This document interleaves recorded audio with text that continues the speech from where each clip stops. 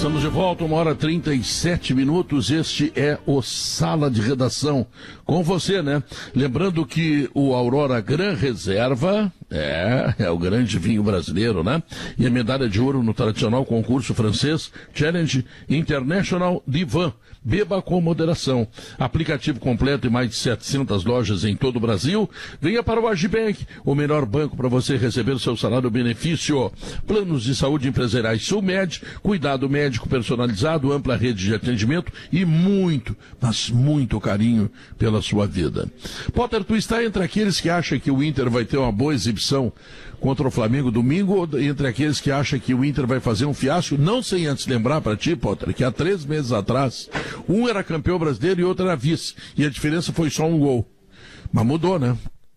Impressionante como o futebol é rápido, né? Nesse sentido, né? E é impressionante quanto um time cai e quanto o outro cresce. No caso, o Inter cai e o Flamengo cresceu, né? O inacreditável, ele faz parte do futebol, né, Pedro? E seria, fazer uma frase absolutamente óbvia aqui. Eu acho que o Inter vai jogar bem no Maracanã. Acho que o Inter vai jogar bem. E eu dizendo que o Inter vai jogar bem não quer dizer que o Inter vai ganhar. Eu acho que o Inter vai jogar bem. Acho que o Inter não vai repetir aquela partida contra o Cuiabá. Por quê? Se o Inter repetir a partida que fez contra o Cuiabá, aí tem reunião na segunda-feira para demissão, né, de jogadores aí. Demissão de jogadores, que aí a conversa é um pouco mais pesada e aí não pode mais jogar. Não pode ter 2 partidas como aquela contra o Cuiabá. Porque aí os caras querendo se derrubar. Aí então vamos se afastar, vamos afastar os caras do clube, né? Então eu acho que o Inter vai jogar uma boa partida no Maracanã.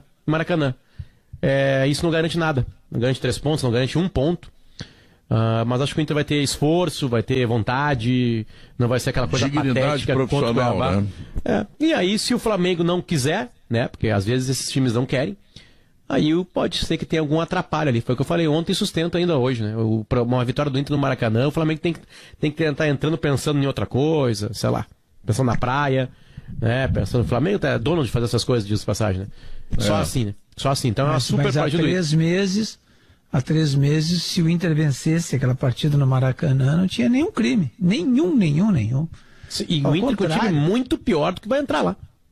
Pois é, ao muito contrário, o Inter jogou melhor do que o Flamengo no Maracanã. O que me leva a pensar aqui, esse técnico Rogério Ceni, ele é um mistério, né, por enquanto. Depois a gente vai ver se ele é bom ou não é bom. Eu acho que ele é uma mala, né? Eu acho que ele é uma mala. Ele começa no São Paulo, foi engolido. Eu acho que muito mais, Davi. O Pedro resumiu, né, num bom e velho português, né? Uma mala. Porque ele acabou, na verdade, tentando ser mais do que se precisava nele na questão da relação com os jogadores, né?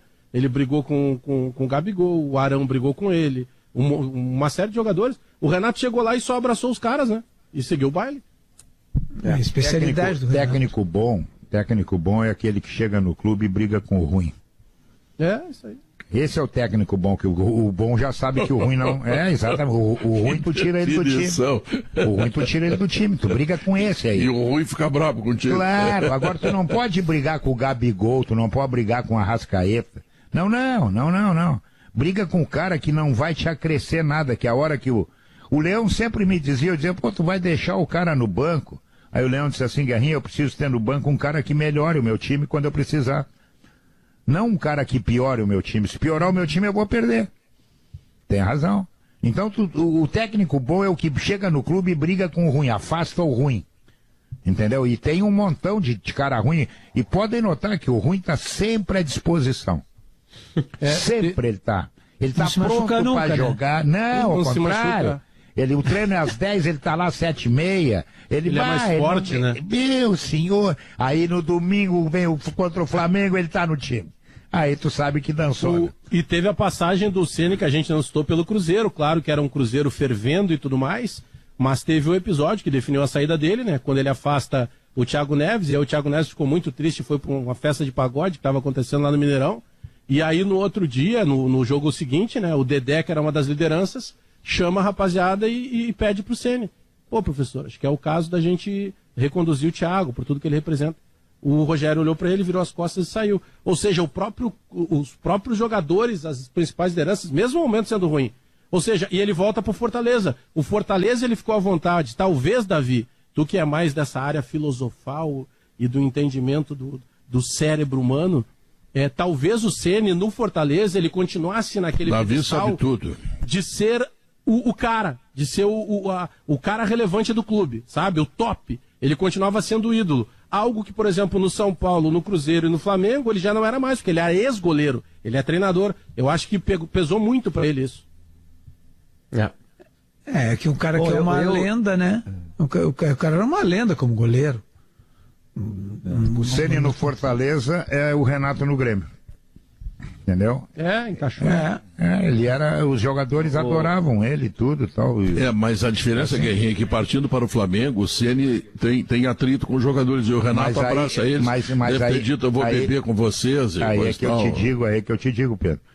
O Flamengo não precisa de um treinador, o Flamengo precisa de um cara que não atrapalhe. Entendeu? Porque o treinador de futebol, claro que ele é importante, ninguém está tirando a importância do cara. Só que a maioria deles acha que eles ganham o jogo. Não, treinador de futebol muito mais perde do que ganha. Porque a opção dele às vezes é errada e ele perde. Mas a diferença, né, Diogo? A diferença, pensa bem, a diferença daquele Inter do Abel, Flamengo do Ceni, para o Inter hoje, do Aguirre, e o Flamengo do Renato, é uma coisa assim oceânica, né? Uma coisa, sei lá, amazônica. Qual é o outro adjetivo que tu tem, hein? A diferença daquele Inter é o Abel. Era o Abel que conseguia fazer isso. O Inter não teve no Maracanã, que não teve no Maracanã a dupla de zaga titular. Coessa não joga aquela partida. O Inter teve o Rodinei com pago R$1 milhão para jogar. E na esquerda era o Moisés, né? Foi isso que o Inter fez. Aí o resto do time é o time que estava encaixado. Dourado, Edenilson... Tu queria ganhar do Flamengo. O Rodinei e o Moisés nas laterais. Isso aí... Não, detalhe, não é que eu queria ganhar do Flamengo, Bajé. Eu quase ganhei o Brasileirão, assim. Não, mas não ganhou, né? Faltou um gol. Torci bastante. O Bajé seca depois da desgraça. Eu fui pro Rio naquele final de semana. Aquele final de semana eu tava lá no mesmo hotel do Potter, no mesmo hotel do Inter. Aquele final de semana tu secasse o Internacional, tudo bem, não tem problema. Mas tu continua secando até hoje, cara. Mas o que sobrou pro Colorado e pro gremista fazer? Mas esse é o nosso papel enquanto torcedores, né? Não tem porquê. Deixa eu propor um debate sobre o jogo. Sobre o jogo do Inter, Bajé, me permite? Sim. Sem, assim, filosofia, de uma forma cartesiana, rasteira, Bajé. Sem o talento da Davi, uma coisa assim prosaica. Tem um debate aí, o Douglas Demoliner trouxe no Esportes ao Meio-Dia, da possibilidade do Gabriel Mercado. Eu tenho cuidado de dizer esse nome, Potter, porque eu sempre lembro do Walter Mercado, sabe? O vidente, aquele...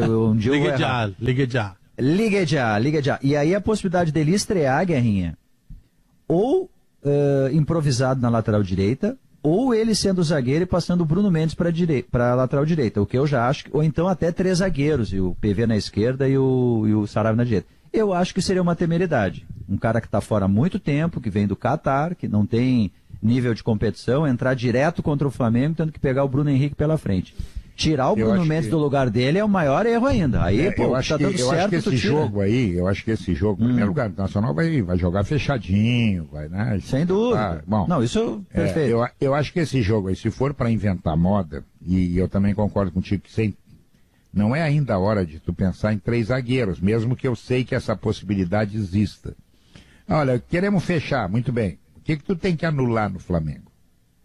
Tu tem que anular o Everton Ribeiro e o Arrascaeta. E o Diego? Não, o Diego é um pouco mais atrasado. Mas esses dois, principalmente, se tu não anular, eles entram área dentro e botam na rede. O Diego faz a bola chegar nesses dois aí. Por isso, mas os caras da frente é que tem que morder ele. Tu matando os dois, já diminui a bronca. Bom, então, eu não sou favorável, que fique bem claro isso, mas se for para fazer uma maluquice... 2 volantes.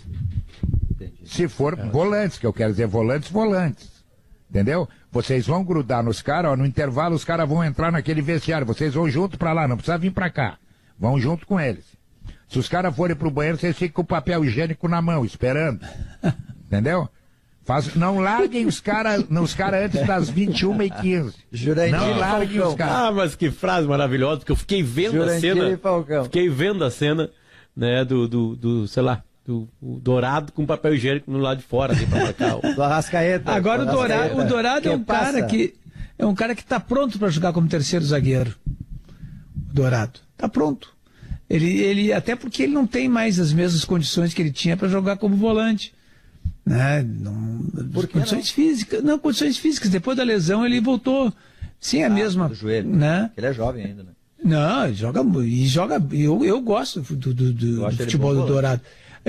Mas ele está pronto para ser um terceiro zagueiro, assim, um zagueiro que sai, sabe? Ele, sabe, tem categoria, ele é bom na cabeça.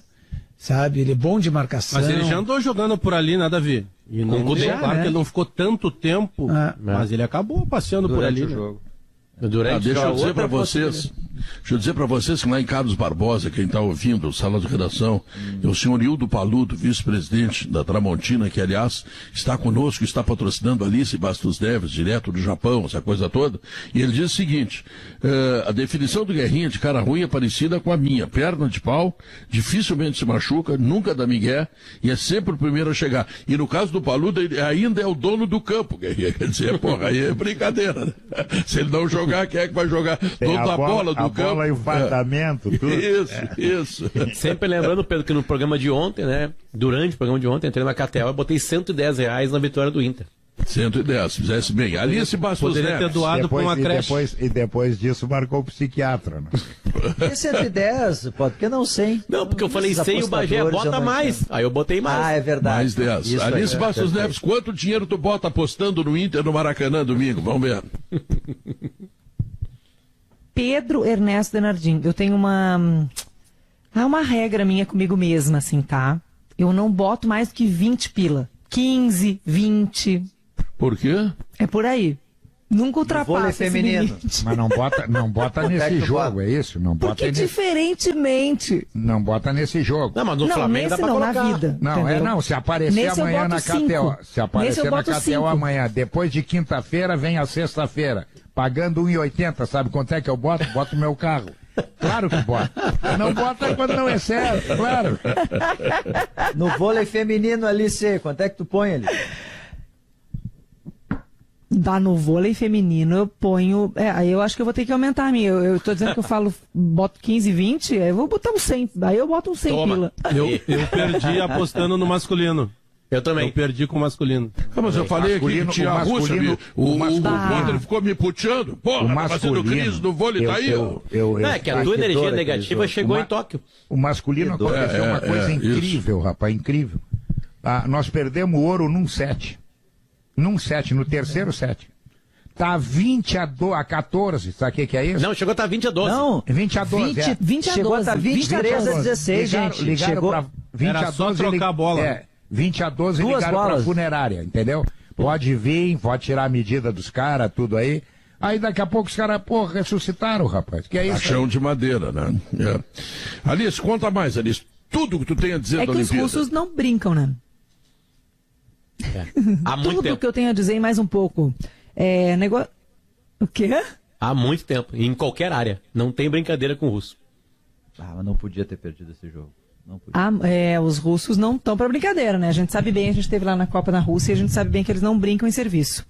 Mas Pedro, sabe que essa história da eliminação do vôlei, ela pegou muito a gente aqui, né? A gente estava trabalhando direto no jogo, transmitindo na Rádio Gaúcha e muito esperançoso, assim, porque imagina que eles vinham de uma vitória da Superliga lá das Nações de Vôlei, da Liga das Nações de Vôlei, eram os favoritos, os brasileiros, sem dúvida nenhuma, então nos pegou muito de jeito, assim, e acaba sendo um pouco de lição, assim, pra gente, de, bom, vamos pro bronze, agora o bronze é o que interessa e o bronze é o que temos.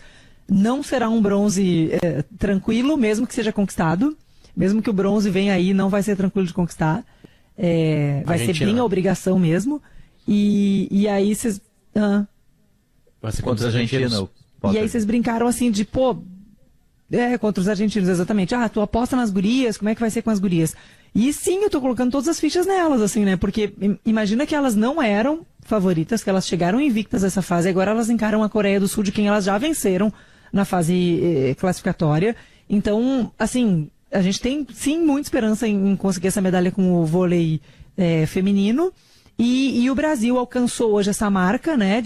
Já tem 16 medalhas mais 3 garantidas, então alcançou a mesma marca das 19 medalhas do Rio de Janeiro, com o boxe e com o skate, que são duas modalidades que quando que a gente pensou que a gente ia apostar tudo do Brasil nessas duas modalidades, já que estamos falando de apostas aqui, né, nessa nossa participação. Fala, Potter. Onde estão as possibilidades da gente romper a barreira das 19 medalhas? Tem algo ainda, né, que pode aparecer pra gente? O vôlei feminino, né? Feminino vai, feminino vai. O vôlei feminino, né, Potter? Vai. Futebol. É que a gente não Se tá a gente contando essa conseguir medalha. uma medalha com vôlei feminino, já rompemos essa barreira. Mas a gente tem que contar também com o Isaquias Queiroz da canoagem. A gente já tá contando as 19 com a medalha de bronze do masculino?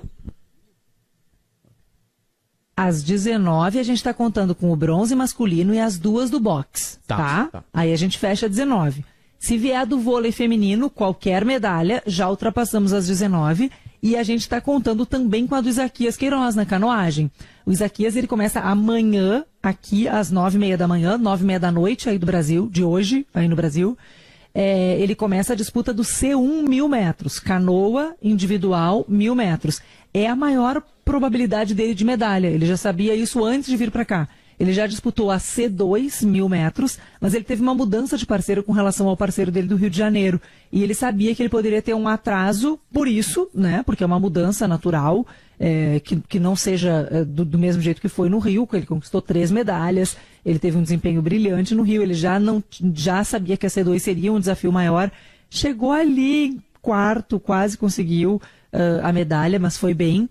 Mas eu estava lá no dia da prova dele do C2, que é a canoa para 2 integrantes, e ele saiu da água assim, vambora, né? Chorou, ficou muito triste e tal, mas vambora, vamos para C1, e na C1 vamos conquistar. E ele começa amanhã essa disputa, às 9h30 da noite aí do Brasil de hoje, e termina na sexta-feira. Então a gente pode ainda ter essa medalha na canoagem na sexta-feira.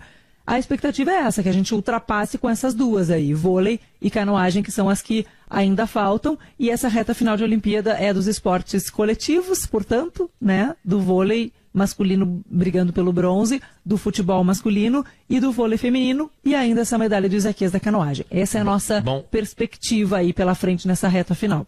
Contando que tem 2 esportes que não tinha no Brasil, surf e skate, o Brasil tem 4 medalhas neles, a gente... Vamos lá, deu uma piorada, né?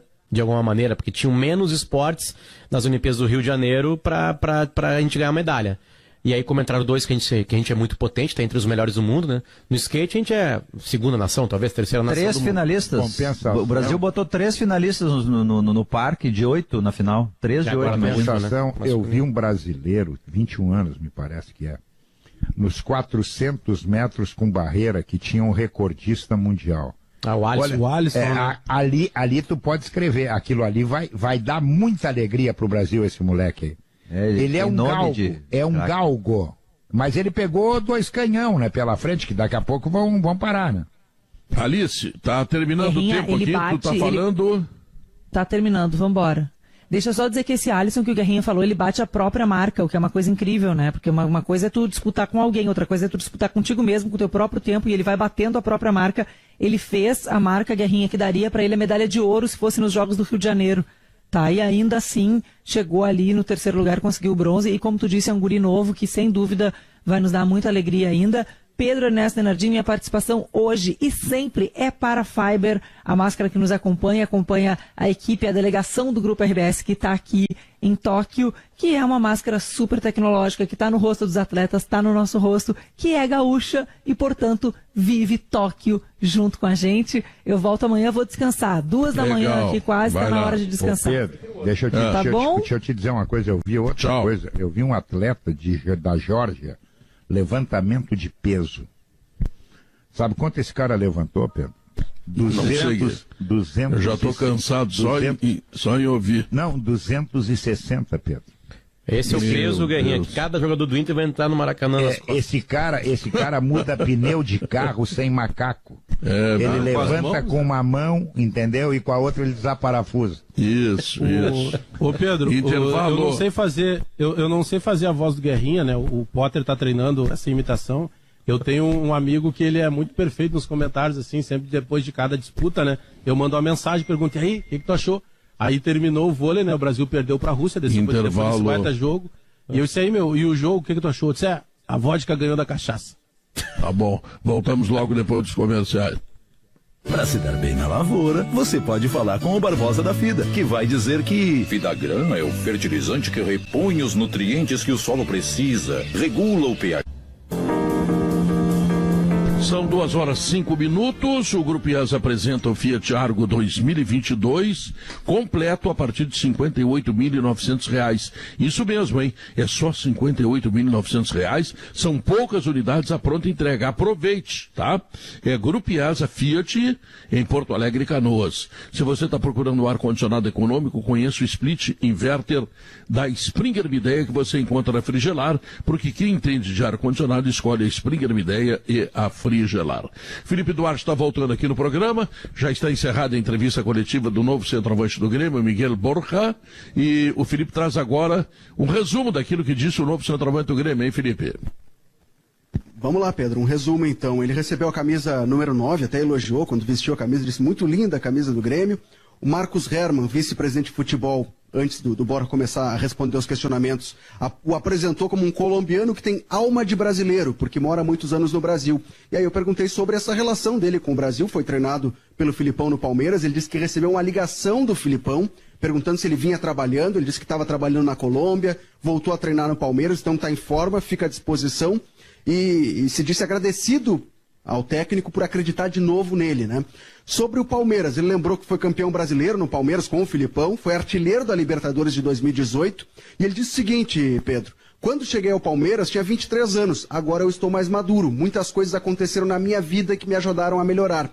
E aí citou a passagem pelo Júnior de Barranquilla na última temporada, que serviu para readquirir confiança do futebol dele, também junto do treinador e da diretoria.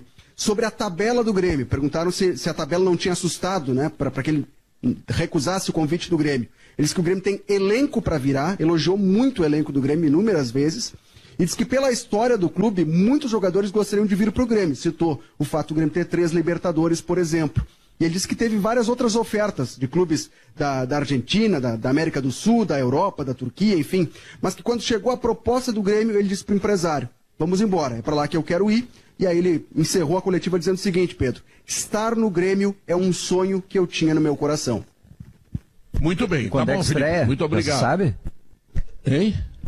Estreia. Não, ele tem que sair do bid até amanhã, né, Depende Diogo? do bid, né? O bid ele tem que ser divulgado no bid até sei, amanhã, mas às então 7 contra a horas, pra Chape ficar à é possível. disposição. Isso, Eu acho que vai jogar contra a Tá, Chape. então na próxima rodada.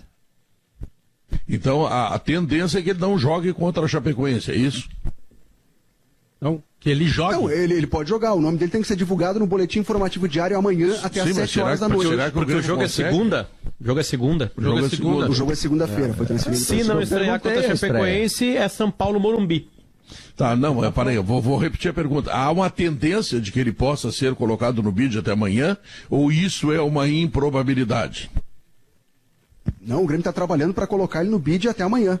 O Grêmio já vinha trabalhando com essa possibilidade. Então tá. Tá bom, bonitão. Um abraço, obrigado, hein, Felipe? Abraço, Pedro. Bom programa a todos aí. Tá legal. Bom, esta aposta que faz o Luxemburgo indo pro Cruzeiro, hein, Diogo Oliveira? Pedro, é uma tentativa dele de se recolocar novamente no mercado. Ele fez uma exigência para o Cruzeiro, que era colocar os salários em dia. Então, eu imagino que o Corinthians esteja colocando os salários em dia. Cruzeiro. A gente conversou com o Bob Faria no Zona... Desculpa, Cruzeiro, obrigado, Potter. A gente conversou com o Bob Faria, comentarista da Globo lá de Minas Gerais, no Zona Mista, no domingo à noite, e ele disse que a direção do Cruzeiro prometeu mundos e fundos para o Filipão e não cumpriu. Disse que ia contratar fulano, Beltrano, que ia Filipão colocar salário acionou em na dia. justiça, né? Aí Filipão tá aí cobrando colocou o dos salário em 4 dia. meses que ele ficou, só recebeu um. Dos 4 recebeu um. Pra te ver. Então aí de repente colocou em dia ali imediatamente o salário dos jogadores, mas logo depois parou de pagar. Então o Luxemburgo ele vai depender do Cruzeiro. Se não pagar salário, ninguém resolve, Pedro. Como é que tu vai pagar salário? Diogo, se tu me botar no time do E o Cruzeiro... elenco é muito ruim do Cruzeiro. O time do Cruzeiro é muito ruim, Pedro. Eu já vi jogo. É muito ruim. Mas a missão do Luxa não é Cruzeiro, só não cair? Ô Bagé, se tu me botares no time do Cruzeiro e me pagares salário... joga em qualquer lugar. Não vai adiantar nada, porque eu não jogo nada, entendeu? Não, mas Pedro, a missão do Luxemburgo, não sei se é isso, tá? Tô perguntando, talvez vocês tenham essa informação. É porque tem alguns treinadores que eles optam por... o cara, vai pegar essa alça de caixão aí, já tá gelado, sai daí. Mas eu imagino que para o Luxemburgo a missão principal é não deixar cair para a terceira divisão. Que nem o Filipão Ninguém no tem Grêmio. Esperança, né? O Cruzeiro, 18º Que nem o de Filipão 20. no Cruzeiro. 18º de 20 tem 13 pontos. O problema é que a segunda divisão é bem parelha, porque com 13 pontos tem 4 times. Vitória, Mas a Ponte missão é Preta, não cair. Londrina e Cruzeiro. É não A cair. missão é Todo não mundo tem 15 jogos na segunda divisão, não tem ninguém atrasado lá. O Náutico lidera com 30 e o Cruzeiro tem 13 pontos em 15 jogos, tem um saldo de -7. Eu acho que é uma coisa afetiva. Acho que tem uma coisa afetiva também aí do Luxemburgo, por causa de 2003. Até falei isso aí mais cedo no Bola, porque o Luxemburgo ele foi escorraçado da seleção brasileira. Matéria da Veja mostrando que ele era gato, lembra? Que tinha falsificação de documento quando começou a carreira. E aí o Cruzeiro abraça ele. Naquele momento que ninguém queria, assim, que ele era um cara meio inimigo público brasileiro, né, no esporte. E aí ele monta aquele, junto com o Alex, aquele super time, que ganha Brasileiro e Copa do Brasil no mesmo ano, mais o Mineiro, né? Então talvez também tenha uma coisa emotiva do Luxemburgo de voltar pra lá pra tentar ajudar no momento mais complicado do clube, né? Mas é que tá, é que com o Filipão foi igual. O Filipão, quando vai pro Cruzeiro, ele tinha toda essa situação de afetiva, de amizade com alguns dirigentes, outros ex-dirigentes. Teve cara mas que o Filipão fechou aquele negócio com uma garrafa de uísque. Não, mas é que tá, Potter. Pode fechar negócio com convenceram o Filipão de que, olha, os outros que erraram, tu vai chegar aqui e vai modificar. Aí tu pega de 4 meses combinados, os caras pagaram 1, que é a exigência agora do Luxemburgo. Né? Tudo bem, mas, ele provavelmente, sabedor dessa situação, já exigiu a mais. Aí tu pega o Grêmio, tem folha de 14 milhões, paga em dia, tem tudo dinheiro, eles têm tudo. E também estão pior que o Cruzeiro. O Cruzeiro é 18º, o Grêmio é 19º na Série A. Não, pior que o Cruzeiro. O Cruzeiro tá na Série B, pior que o Cruzeiro ninguém tá. Não, mas... Não tá, a galera da Série C. Pior que o Cruzeiro ninguém tá. Eu tô falando de número. O Grêmio pode contratar, o Cruzeiro não. Peraí, até pra ficar bem claro. Tô falando em termos de número. O Cruzeiro é 18º, o Grêmio é 19º. Se o Grêmio ganhar, segunda-feira, continua 19º. Então a situação do Grêmio é assim, tá? Na sua divisão, parecida com a do Cruzeiro. E pior. Matematicamente, mas o Grêmio tem dinheiro para contratar. O Cruzeiro não tem nada, não quer nem pagar salário. Dinheiro, mas não tem jogador. Tá complicado. Eu não vejo cenário pro Luxemburgo por essa questão afetiva resolver a vida do Cruzeiro. O projeto inicial seja só não ser rebaixado. Pô, pela figura dele, pelo tamanho do Cruzeiro, tu imagina que daqui a pouco ele consiga operar um milagre, e eu não consigo ver isso, não. O afetivo tem prazo de validade, né? O afetivo tem prazo de validade, né? Se ele chegar e não conseguir ganhar, ele não conseguir mudar, por mais que ele converse com os caras, o time do Cruzeiro, façam esse exercício, se vocês tiverem a oportunidade. Tentem assistir um tempo de qualquer jogo do Cruzeiro. Vocês não vão conseguir. Não chuta. É ruim assistir o Cruzeiro. O Vanderlei Luxemburgo é um bom técnico de futebol. Tem conhecimento, tem várias boas qualidades e que, de repente, ele se descarrilhou, sabe? Eu acho que foi aquele momento do Real Madrid. Ali ele houve uma quebra. Tá certo que a seleção brasileira também sempre foi o sonho dele, ele trabalhou para isso, se preparou para isso, tinha toda uma ideia assim, de ser um treinador inovador na seleção, né? Mas de repente ele se quebrou e não conseguiu mais retornar. No Grêmio, não sei se vocês se lembram, acho que foi 2012, né, no Grêmio, ele foi um técnico que ele foi bem. 11-12, né? Termina o ano a torcida pedindo renovação, lembra? No Olímpico. Mas depois ele de novo decaiu e tal, e voltou aquelas velhas questões dele, né? É incrível isso, né? Um técnico que também entrou em decadência, né? Como os jogadores entram em decadência física e acabam parando. O Luxemburgo aconteceu isso com ele, né? Nenhum grande clube mais hoje questiona, cogita. Aliás, de contratar foi 12-13, né? 12-13, porque ele treina o Grêmio já na arena. Foi de 12-13. Que é a saída do presidente Paulo Doni e a chegada do Koff. Ele convenceu o presidente Fábio Koff a contratar muitos jogadores, todos eles caríssimos, e fez uma campanha terrível e deixou uma dívida extremamente importante. Lembram do volante Adriano, Pedro? Vamos ver quem era. O volante Adriano chegou no dia e jogou. Wellington, Fábio Aurélio. Aquele ponta-direita que era do São Paulo. O Leandro? Não era o Wellington? Leandro Giannichini? Ah, o Leandro, isso. Leandro? Não, o Grêmio contratou 10 jogadores. O lateral esquerdo também, o Santos, qual é o primeiro nome dele? Fábio André Santos. Santos, isso. Não, André Santos. Não, André Santos também. André Mais tarde foi o André. Caríssimo. Tudo isso deixaram uma dívida terrível. E aí, quando o Romildo assumiu, depois daquilo tudo que o Fábio Koff fez junto com o Luxemburgo, que foi um desastre, né? O grande Fábio Koff, o maior presidente da história do Grêmio, mas que também tem os seus momentos de... Ele foi embretado lá, né? Foi embretado no Estádio Olímpico, na troca de presidentes, né? Ele não teve o que fazer, ele jogaria contra a torcida do Grêmio se demitisse, né? A torcida pedindo. Não, mas aí ele aceitou tudo que o Luxemburgo pediu e aí botou dinheiro. Mas é que, Pedro, os candidatos eram Fábio Koff, presidente Paulo Doni era candidato à reeleição e o Dr. Homero Bellini Jr. E eu lembro que os três, na época, fecharam com o Luxemburgo.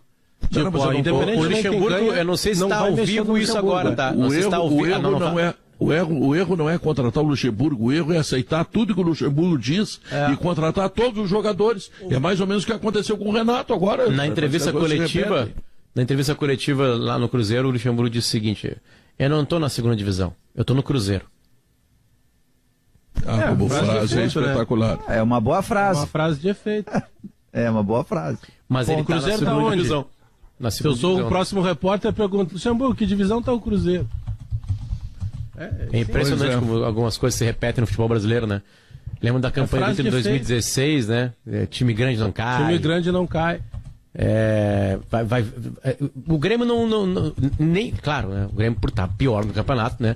A segunda divisão é uma... Se acabasse hoje, o Grêmio vai rebaixar de novo. O Grêmio teve um buraco do amor, né? Mas assim, eu não vi ainda, Bagé, eu não vi ainda nenhuma frase, né? Daquelas frases indicativas, né? Falta muito campeonato ainda, porque o Grêmio tem 2 jogos a menos. O Grêmio tem bola pra isso, tem qualidade no grupo pra sair daí. Chegou o Borja agora. Em breve tu vai ouvir, fica tranquilo. Acredito que não vai cair, mas as frases elas vão chegar porque elas estão chegando. Já teve uma agora que a venda do Ferreira é hostil, que o Grêmio não tá vendendo, é o outro que tá comprando. Vai com calma que vai chegar. Isso lembra o buraco do amor em determinado momento, mas enfim. Vamos fazer um intervalo comercial? Vocês fiquem aí nos seus buracos das suas residências e nós voltamos em seguida, tá?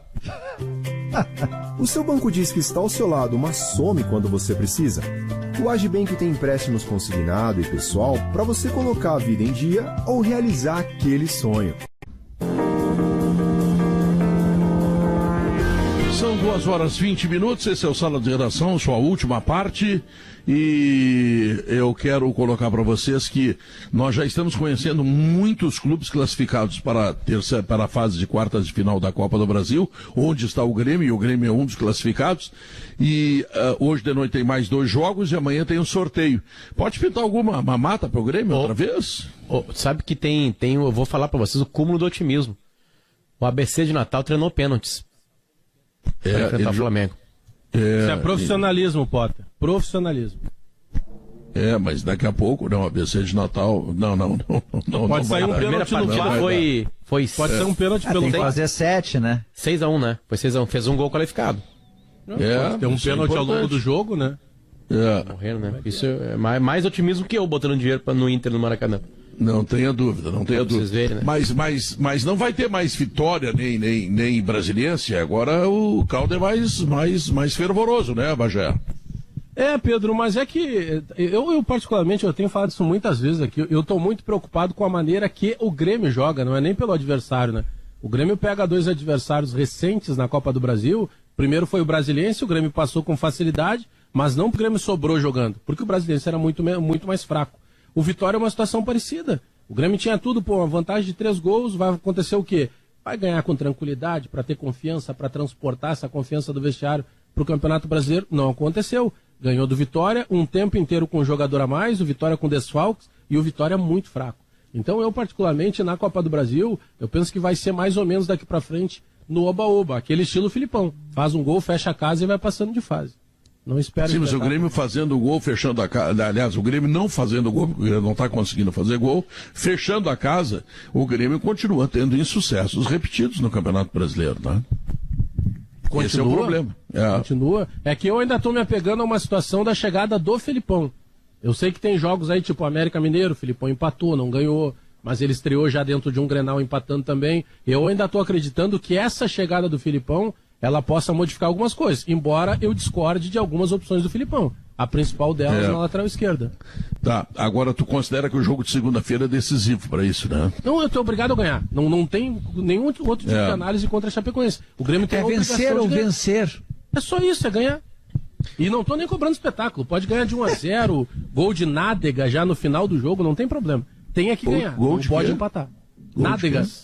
Nádegas, não pode falar bunda no Sala, né? Então, fala Pedro, no Sala Pedro, não tem pode. algumas coisas que a gente tem que... Tem algumas coisas que a gente tem que aprender a lidar assim, né? E aí silenciar, porque não vai mudar o mundo, né? Kudê, Abel, Miguel Ángel Ramírez, Diego Aguirre, Renato, Thiago Nunes e Luiz Felipe Scolari. Filipão. Com todos esses treinadores, o Cortez e o Moisés são titulares. E o Alisson. E o Ele Alisson sabe alguma coisa que nós não sabemos. Acabou a discussão. Sim, nós não vamos brigar com esses especialistas. Acabou a discussão. Certamente no nós caso somos do errados. Moisés não tinha outro. No caso do Moisés não tinha outro. No caso do Grêmio tem o Guilherme Guedes, aí é mais grave, eu acho. Cortez é um cara bem sucedido. Tem murro em ponta de faca, né? É isso aí, tá aí bem claro. Todas as mãos estão cortadas. Do Moisés, eu já vi uns 6, 7 cruzamentos do Cortez, eu não vi ainda. Eu, se sou técnico do Cortez, eu digo pra ele, o negócio é o seguinte, quando tu passar, porque ele passa, né? Passa. Ele vai lá no fundo tal, tu mete-lhe um canudo pra dentro da área, não interessa, nem olha. Fecha o olho e mete pra ver se vai acontecer alguma coisa. De repente eu acho que é acontece. isso. Roberto Carlos não era um homem de cruzamentos, né? Mas era de força, né? Sabe que no Beira-Rio há um recebimento com otimismo do menino que veio do Botafogo, né? E sabendo que ele tem uma dificuldade muito grande, o Paulo Vitor, na parte defensiva. E se ele conseguir equilibrar isso, ele toma do Moisés a posição. É o que se espera. De goleiro tá bom. Mas vai ter uma chance no Maracanã. Ele chega bem na frente, jogo. Ele teve algumas coisas interessantes na frente, mas marca pouco, né? O Moisés está ali porque ele tem a bola aérea, porque ele tem força, as razões do Moisés estarem... E porque não tem, claro, um outro lateral que chegue e tome o Moisés, né? Mas ele tá ali por imposição física, por bola aérea, né? E porque não encontraram ninguém aí. Mas o Paulo Vitor tá bem recebido, assim, no Beira-Rio, tá? Então tem uma expectativa interessante. O Lédio Carmona, comentarista lá do Sport TV, disse que ele ofensivamente foi bem no Campeonato Carioca. Tá bem que tem as limitações do Campeonato Carioca, mas é que ele foi muito bem. Pior é ir mal no Campeonato Carioca. Mas não que o Botafogo só vendeu porque não tinha dinheiro mesmo. Mas o que tá pegando no Inter aqui... Ele é melhor que o Léo Borges? Ele é melhor que o Léo Borges, que já estava aí, que tinha... Acho que não. Pois é, essas coisas que eu não entendo. Lá no Grêmio é a mesma coisa. O melhor é o menino que tá ali, mas aí o Grêmio contratou o Cortez e não contente contratou o Diogo Barbosa. Tem algumas coisas que não dá pra entender. É que existe a possibilidade no Beira-Rio, tá se examinando isso, do Inter entrar com uma defesa gringa para jogar com o Flamengo. Gabriel Mercado na lateral direita, Bruno Cortez e Vitor Cuesta e o Saravia jogando na esquerda, justamente por isso que disse o Potter, porque o PV é um cara que é muito ofensivo e tem o Everton Ribeiro ali pelo lado. O Saravia, que já jogou na lateral esquerda, eu lembro do ano passado que ele inclusive deu entrevista dizendo que não seria nenhum absurdo tentar fazer uma linha mais defensiva para conter o Flamengo. Geralmente eu acho que não vai adiantar muito, né? Porque não vai adiantar muito. Geralmente, mas, jogador com o nome de Paulo Vitor não vai bem na defesa. Geralmente. Meu Deus, que ilação. Tese científica. Que ilação lamentável essa, mas enfim, senhores ouvintes. É verdade, vocês que são mais antigos, a ouvir isso. Que o Inter o Grêmio não contrataram na década de 70 um zagueiro argentino chamado Daniel, porque o sobrenome dele era Passarella. O Inter não contratou. É verdade. Era uma avenida. É verdade. Porque começou a gozação. E tinha redes sociais, né? E que surgia no União São João de Araras, um cara chamado Roberto, e que ele não foi contratado pelo Inter porque ele é o Roberto Carlos, e o dirigente falou assim, mas aí eu vou ter que contratar o Erasmo também. É verdade isso também? Não, e o Grêmio não contratou um centroavante chamado Tico, pelas razões óbvias. Ué, mas Tico era bom, né? Imagina o Pedro na Tico era alto? Não, o Tico era especialista em alto. penetrações. Mas o Grêmio teve um Tico. Mas ele era alto? Mas peraí. O Bagé diz o seguinte, imagina o Pedro narrando. O que eu ia dizer, ô palhaço? Não, é que isso aí são situações de Pedro, tu sabe que o é interessante? O Inter tinha um ponta direita na época do Valdomiro, o Mica, né? E ele vendeu esse ponta-direita pro Próspera, né? Sim. E um narrador lá de Criciúma, da época, ele narrou Mica, gol! E foi um escândalo na cidade. Mas é verdade essa história do Tico, Davi? Mas era verdade a história do Tico?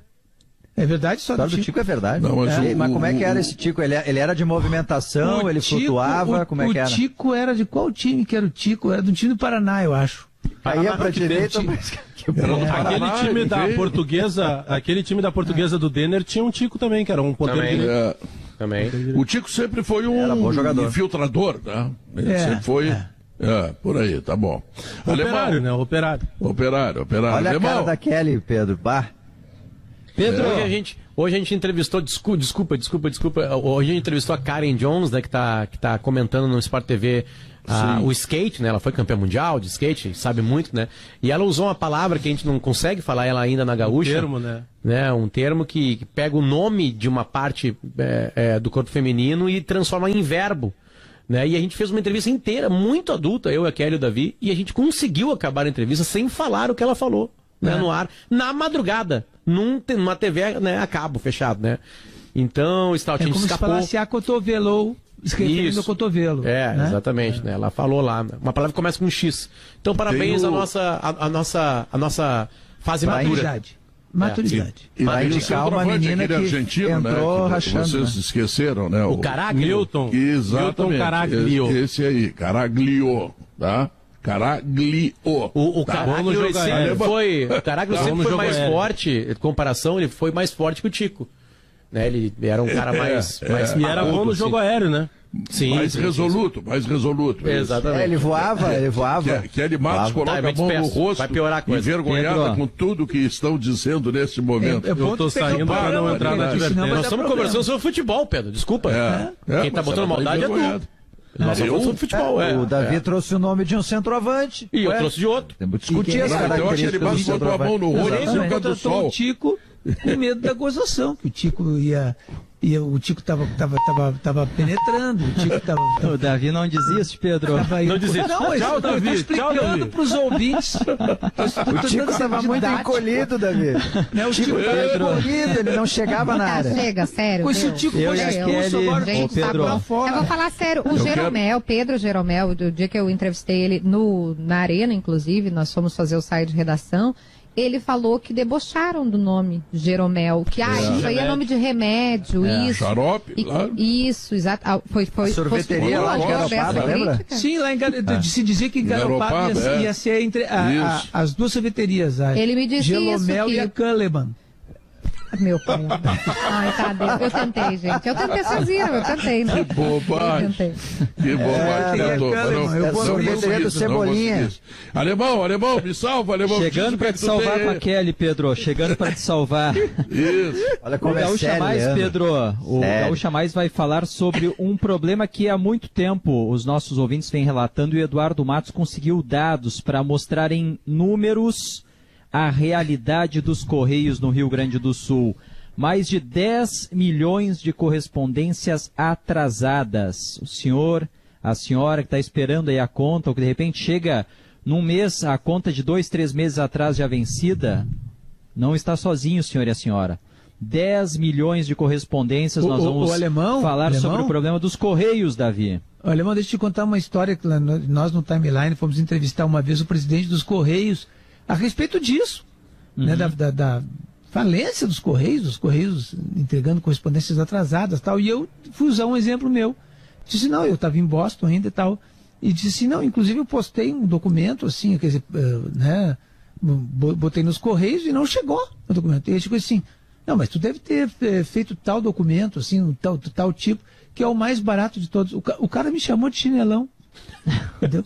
Eu me lembro, Davi, que tu disse assim, ele perguntou assim, mas qual foi o tipo que tu escolheu, né? Qual foi a modalidade, como se fosse assim, né? Barato. E aí o Davi falou, foi esse aqui. E ele, mas também tu pegou mais barato, né? Quer dizer que se tu pega o nível inferior, não entrega. Não, se tu paga pouco pros Correios, eles não entregam. Tudo bem, tu quer ainda que a gente entregue. É isso. Tu pagou barato e ainda quer que a gente entregue. É mais ou menos assim. O cara me problema chamou nem é a carta de Nova York, nem a encomenda de Nova York, é a encomenda ou a carta que deveria sair aqui do centro de Porto Alegre até a Cidade Baixa, o Bonfim não chega, Davi. Esse é o problema hoje. É carta pertinho, não é nem lá dos Estados Unidos que a gente está falando. Em seguida o Eduardo Matos vai trazer os detalhes. Nós vamos também, Pedro, ouvir a opinião de deputados federais do Rio Grande do Sul sobre essa situação cada vez mais tensa entre o presidente Jair Bolsonaro e os ministros do Supremo Tribunal Federal e questão também no Tribunal Superior Eleitoral envolvendo a urna eletrônica. E ainda um papo sobre um projeto muito bacana, Pedro. Tu já deve conhecer muitas entidades que participam. É o Tampinha Legal. As tampinhas são recolhidas pela comunidade. Já são 5 anos de projeto. São 380 milhões de tampinhas já recolhidos. E nós vamos falar aqui um pouco sobre esse projeto que tem um caráter ambiental, social, educativo muito importante. Tá bom. O doutor Carlos Conca, ele me lembra lá direto de Rio Grande que o programa está como centroavante argentino, certo? Que bom, muito obrigado. A gente agradece com muito carinho, com muita atenção essa coisa. Nem ele se aguenta, nem o Pedro se aguenta. Do centroavante argentino. Tá um programa do centroavante argentino. Do centroavante argentino, exatamente. Olha onde é que eu tô metido. Kelly Matos, do Sala de Redação, tá terminando, o que vem aí? Não, vem a censura, vem aí o horário, a censura, algo do tipo, né? Porque pelo amor de Deus... Já pensou se o Thiago não tá dormindo lá em Tóquio? Se a Andressa Xavier não tá abanando o Jory nesse momento, nós estamos... Meu pai amado, né? Pelo amor de Deus, vou acabar com isso aí. Diogo Olivier, diz o que vem. O que vem aí, Diogo Olivier? O Gaúcha. O Gaúcha. Mais. É top of mais. Tchau, fui.